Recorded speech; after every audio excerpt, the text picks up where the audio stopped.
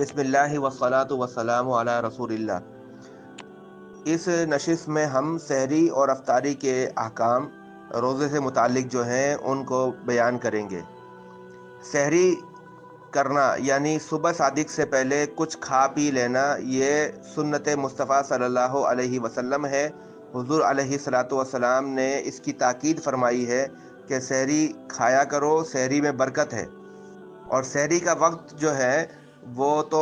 آدھی رات گزرنے کے بعد شروع ہو جاتا ہے، مگر افضل ترین سحری آخری حصے کی ہوتی ہے، جب یعنی کہ صبح صادق کا وقت قریب ہوتا ہے۔ اس وقت جو کھایا پیا جاتا ہے، وہ جو آخری حصہ ہوتا ہے رات کا، اس میں کھانا پینا، یہ سحری کرنا، یہ سب سے افضل ہے۔ ویسے بھی احادیث مبارکہ صلی اللہ علیہ وسلم کی روشنی میں ہمیں یہ معلوم ہوتا ہے کہ سحری میں تاخیر کرنا افضل ہے اور افطاری میں جلدی کرنا سنت ہے۔ سحری میں تاخیر کرنا افضل سے مراد، جیسا کہ میں نے آپ کو بتایا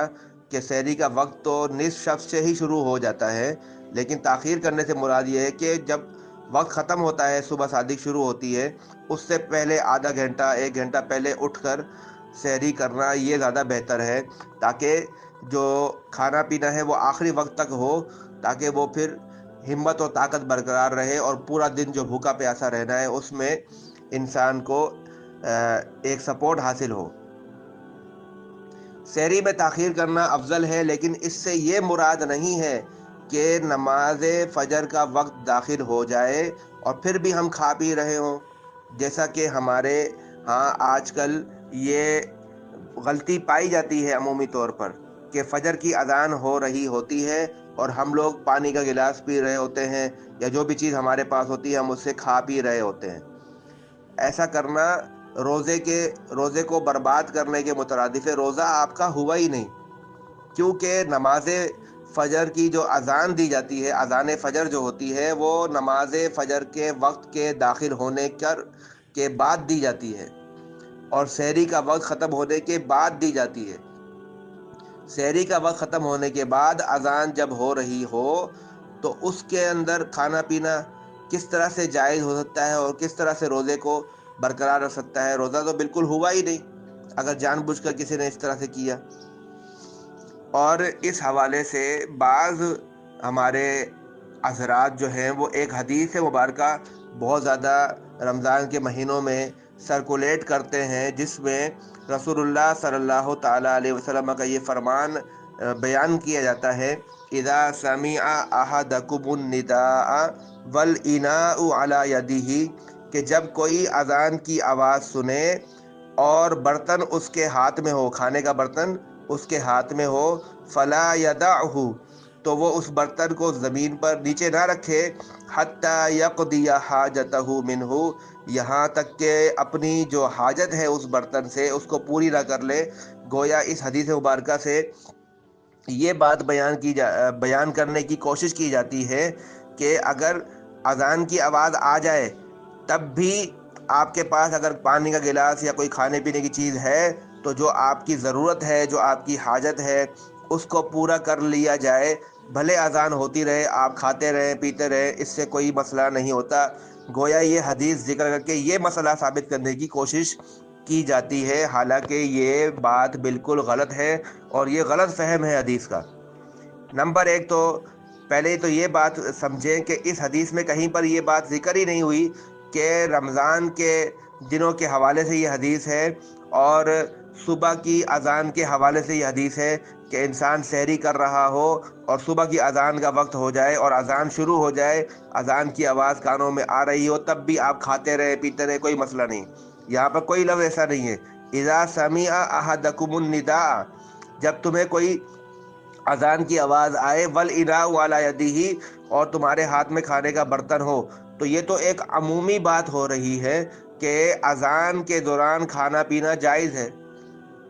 نارمل حالات کے اندر جب کوئی اذان ہو رہی ہو اور آپ گھر پہ کھانا کھا رہے ہو، کچھ کھا پی رہے ہوں، تو یہ ضروری نہیں ہے کہ آپ اذان کے احترام میں اپنا کھانا پینا چھوڑ دیں،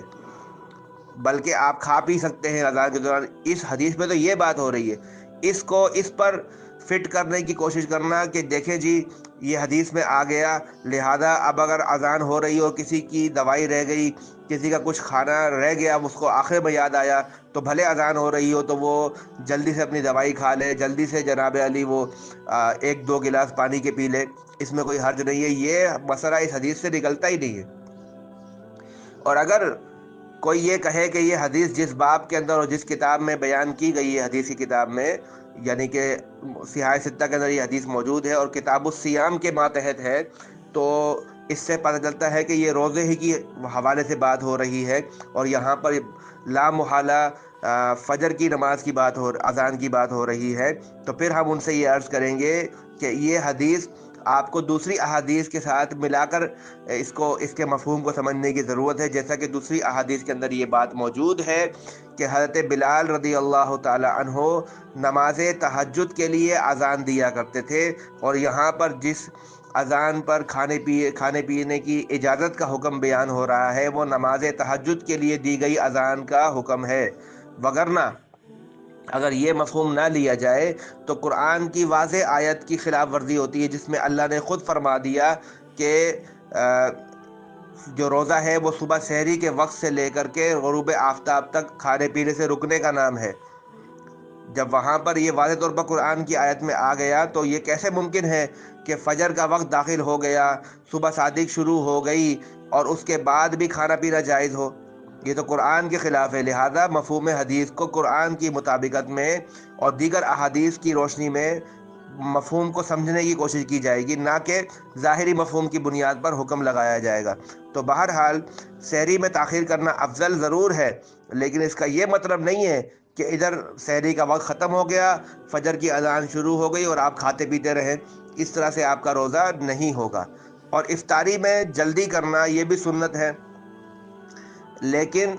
جلدی کرنے سے یہاں پر یہ مراد نہیں ہے کہ ابھی وقت ختم ہی نہیں ہوا روزے کا اور افطار کا وقت شروع ہی نہیں ہوا اور آپ نے جلدی سے کھانا پینا شروع کر دیا، ابھی اسپیکر پر اذان کی آواز جو ہے وہ آئی ہی نہیں، مسجد سے اذان کی آواز آئی ہی نہیں اور آپ نے کھانا پینا شروع کر دیا۔ یا پھر جو وقت مقررہ آج کل چونکہ ترقی ہو گئی ہے، مکمل اس کے شیڈول مل جاتے ہیں، افطار کس وقت ہوگا، باقاعدہ چینلز کے اوپر اس کی سیکنڈز کے حساب سے بڑی ترتیب سے بیان کیا جا رہا ہوتا ہے، تو اس کے اندر تھوڑی سی احتیاط ضرور کیا کریں کہ بعض چینلوں پر آدھے پونے سیکنڈ کا فرق ہوتا ہے، کسی پر بعد میں کسی پر احتیاط کے ساتھ بیان کر رہے ہوتے ہیں ٹائم، کسی پر بغیر احتیاط کے بیان کر رہے ہوتے ہیں، تو کوشش کیا کریں کہ اس کے بعد، چونکہ افطار میں اگر آپ نے 15-20 سیکنڈ جلدی کر لی اور وہ آپ کا وقت ختم نہیں ہوا تھا تو یہ آپ کے لیے نقصان ہے۔ تو اس میں احتیاط یہ ہے کہ 15-20 سیکنڈ 30 سیکنڈ آپ احتیاط کر لیں۔ ویسے بھی افطار کا وقت جو ہے وہ قبولیت دعا کا وقت ہے، آپ کو چاہیے کہ اس وقت اللہ کے حضور بڑے خشوع اور خضوع کے ساتھ دعا مانگیں، اس دعا کے اندر اپنے آپ کو مصروف رکھیں یہاں تک کہ آپ کو اطمینان ہو جائے کہ اب روزے کا وقت ہو گیا ہے، افطار کا وقت ہو گیا ہے، پھر آپ افطار کر لیں اور بلا وجہ اس کے بعد تاخیر نہ کریں، جیسا کہ فقہا نے لکھا ہے کہ بلا وجہ تاخیر کرنا مکروہ ہے۔ یہ تو ایک وجہ ہے کہ آپ احتیاط کو سامنے رکھتے ہوئے آدھا منٹ تھوڑا سا صبر کر رہے ہیں، لیکن ایک ہوتا ہے کہ بغیر کسی وجہ کے 15-20 منٹ تک افطار نہ کریں اور بیٹھے رہیں، تو یہ طریقہ کار جو ہے کراہت کی طرف چلا جاتا ہے۔ اور افطار جو ہے وہ کس سے کرنا ہے؟ روزے کے افطار کے حوالے سے احادیث مبارکہ کی روشنی میں کھجور سے یا پانی سے افطار کرنا سنت ہے،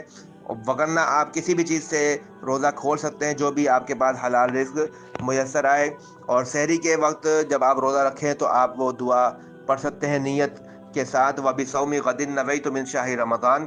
اور افطار کی دعا کے حوالے سے